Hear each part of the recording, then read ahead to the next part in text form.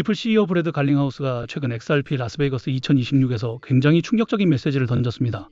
그동안 XRP는 긴 하락과 답답한 횡보 흐름 속에서 정말 수많은 의심을 받아왔는데요. 그런데 브래드는 여기서 전혀 걱정할 필요가 없다. 우리는 꺾이지 않았고 조만간 세계가 놀랄 만한 큰 가격 상승이 나와줄 것이라고 언급했습니다.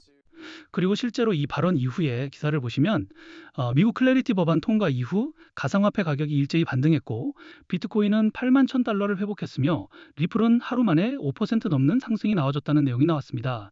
이게 중요한 이유는 단순히 코인 시장이 하루 반등했다는 얘기가 아니라 그동안 시장을 계속 눌러왔던 규제 불확실성이 해소될 수 있다는 기대감이 붙기 시작했다는 겁니다. 특히 리플 XRP 같은 경우에는 그동안 SEC 이슈와 규제 불확실성 때문에 가장 크게 눌렸던 대표 코인 중 하나였기 때문에 클래리티 법안 통과는 단순한 호재 뉴스가 아니라 리플이 다시 제도권 자금에 관심을 받을 수 있는 명분이 생겼다는 뜻으로 봐야 한다는 거죠. 실제로 기사에서도 비트코인, 이더리움, 주요 알트코인이 같이 반등했지만 리플 같은 경우에는 기관 자금 유입과 함께 5% 넘게 강하게 반응했다는 점이 중요합니다.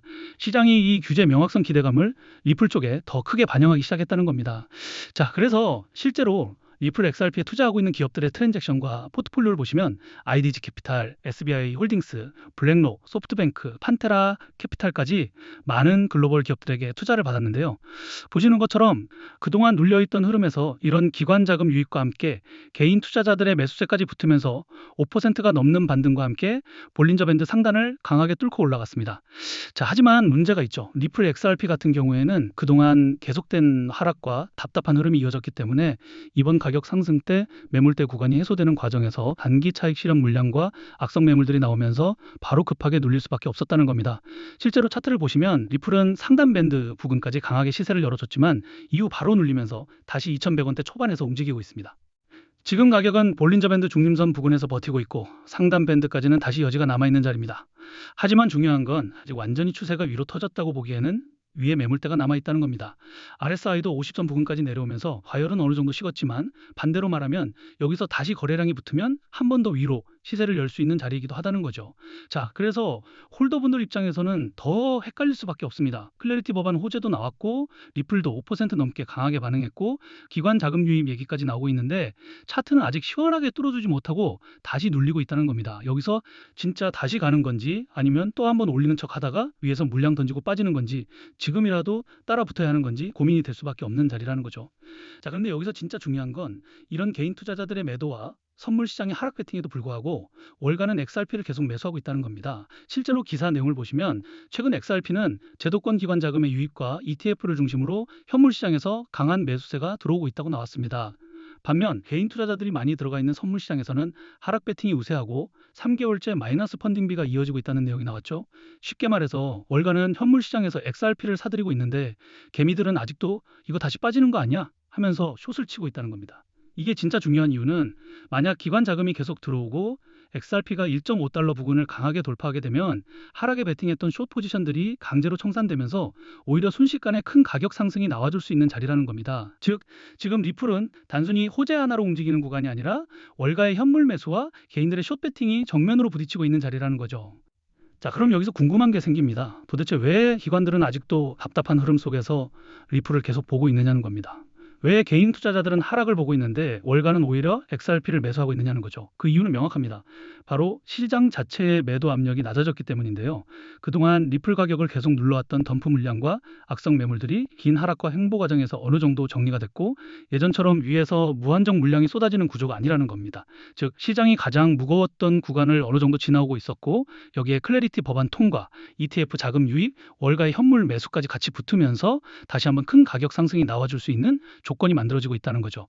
보시는 것처럼 이렇게 기관 자금이 본격적으로 유입되는 구간에서는 작게는 60%, 크게는 500%가 넘는 큰 가격 상승이 나와준 적이 있다는 겁니다. 자, 하지만 문제가 있었죠. 작년 10월부터 계속된 시장 전체 악재, 금리 이슈, 유동성 부담, 그리고 중동 전쟁 리스크까지 겹치면서 기업과 고래들은 리스크 회피를 위한 덤프 물량들을 계속 매도할 수밖에 없었습니다.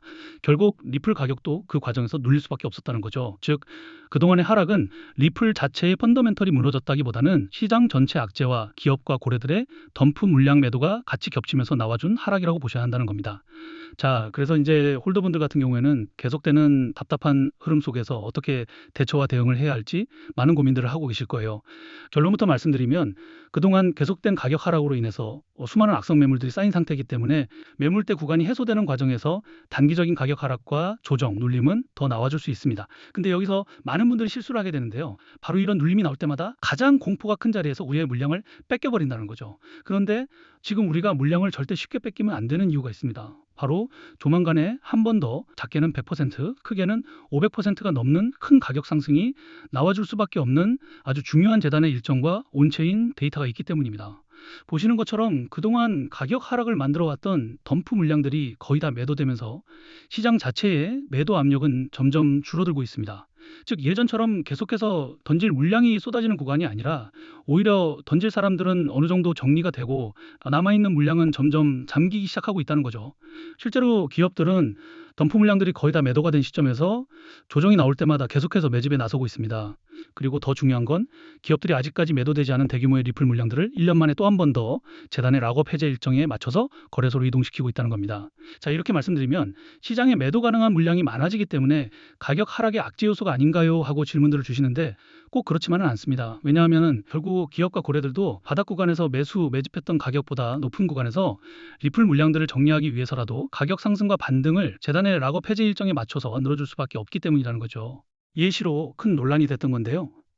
그동안 리플 재단과 코인 시장에서는 재단이 기업들에게 더 많은 투자를 받기 위해서 락업 해제 일정을 협업기관들에게 공개하고 이 일정 전마다 가격을 상승시키고 고점에서 매도할 수 있게 하면서 협업기관들은 수익을 보고 재단은 더 많은 투자를 받았다는 겁니다.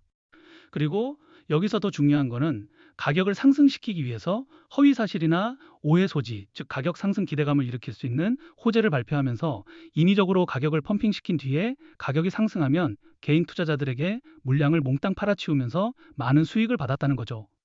자, 그래서 이러한 재단의 일정과 함께 차트를 보시면 알겠지만 그전에도 기관들은 매집했던 물량들을 락업 해제 일정에 맞춰서 거래소로 옮기고 큰 가격 상승과 반등 흐름을 만들어냈었는데요. 그리고 이번에도 또 한 번 더 1년 만에 재단의 락업 해 일정에 맞춰서 거래소로 물량이 이동하고 있다는 거죠. 자, 결국 기업과 고래들은 이 물량들을 매도하기 위해서라도 가격 상승과 반등 흐름을 만들어줄 수밖에 없다는 건데요. 자, 하지만 여기서 반드시 알고 가셔야 할 게 있습니다. 그동안에는 몰랐었지만 이제부터라도 나오는 조정과 흔들림에 물량을 절대 쉽게 넘기시면 안 된다는 거죠. 그리고 더 중요한 건 기업과 고래들이 가격 상승을 만들어줄 때 고점에서 락업 해제 일정의 덤프 물량들이 본격적으로 매도가 되기 전에 반드시 대응을 하셔야 한다는 겁니다. 자, 왜냐하면 욕심 때문에 매도 타이밍을 놓쳐버리게 되면 또 한 번 더 대규모 덤프 물량과 함께 큰 가격 하락의 손해를 볼 수밖에 없기 때문인데요. 자, 원래 락업 해제라는 것은 투자자 보호가 목적이지만 결국 이런 정보를 모르셨던 분들은 올라갈 때 매수하고 떨어질 때 매도하면서 손해를 볼 수밖에 없던 구조였다는 거예요. 그리고 여기서 더 중요한 건 이런 가격 상승은 천천히 오래 기다려주는 게 아니라는 겁니다. 정말 순식간에 그 시세를 열어버리고 그 구간을 놓쳐버리면 대부분의 개인 투자자들은 뒤늦게 따라붙었다가 가장 비싼 자리에서 물량을 받게 된다는 거죠.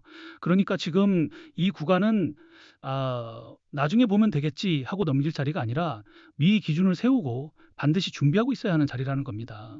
자, 그래서 이제 제가 리플 XRP 커뮤니티에서 초기부터 활동하면서 이러한 재단의 일정과 함께 초기 투자 기업들의 트랜잭션과 포트폴리오를 계속 체크해 왔는데요.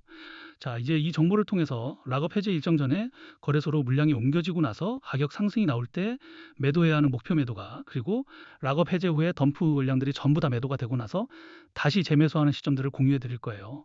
자, 근데 이제 이런 정보들을 영상에서 모든 분들에게 다 빠르게 공개해 드리고 싶은데 제가 저번에도 공개했다가 유튜브 영상 정책 때문에 삭제가 된 적이 있어요. 그래서 이제 구독자분들에게만 따로 공유를 해드리고 있는데요. 구독, 좋아요 안 눌러주신 분들은 그냥 구독과 좋아요만 눌러주시고 여기 010-2145-2133 제 개인 번호로 리플이라고 단 두 글자만 문자 보내주시면 이런 정보들을 바로 답장 보내드리겠습니다. 그리고 이제 걱정들을 하시는 게 이런 정보를 대가로 금전적인 요구, 투자 강요, 뭔가를 요구할까봐 걱정들을 많이 하시는데요. 자, 그런 건 어딜 가시더라도 무조건 사기니까 절대 당하시면 안 되고요. 저는 그냥 채널의 성장을 위해서 구독과 좋아요만 눌러주시면 좋을 것 같습니다. 그리고 간혹 가다가 질문들 주시는 게 지금 리플 XRP에 투자했던 기업이 그냥 거래소로 이 물량을 옮기는 걸 수도 있지 않냐는 건데요.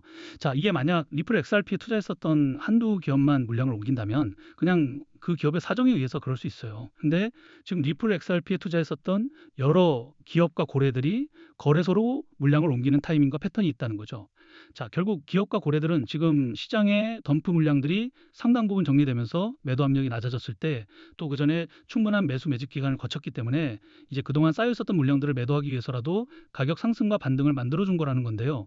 자, 그래서 제가 강조해 드리는 게 고점에서 락업 해제 일정 전에 반드시 대응을 하셔야 한다는 거죠. 보시는 것처럼 기업들의 물량은 매주, 매달 움직이는 게 절대 아니에요. 짧게는 몇 개월이지만 길게는 몇 년에 한 번씩 움직이기 때문에 우리가 이 기회를 놓친다면 다음에 또 언제 큰 가격 상승이 나와줄지 모르고 또 아무리 가격 상승이 나와줘도 고점에서 매도하지 않는다면 사실상 아무런 의미가 없기 때문이에요. 자, 그래서 최소한 이 재단의 일정 그리고 트랜잭션과 포트폴리오는 반드시 확인해 보시고 직접 투자를 하셔야 한다는 거죠. 그리고 또 정보 확인해 보는 건 무료이기 때문에 사실상 노리스크에 가깝기 때문에 제가 자신 있게 말씀드리고 있는 거예요. 대신에 정보를 보시고 그 정보가 여러분들 투자에 조금이라도 도움이 됐다고 하신다면 그냥 채널의 성장을 위해서 구독과 좋아요만 눌러주시면 좋을 것 같습니다. 그럼 오늘 영상은 여기까지고요. 영상 끝까지 봐주셔서 감사합니다.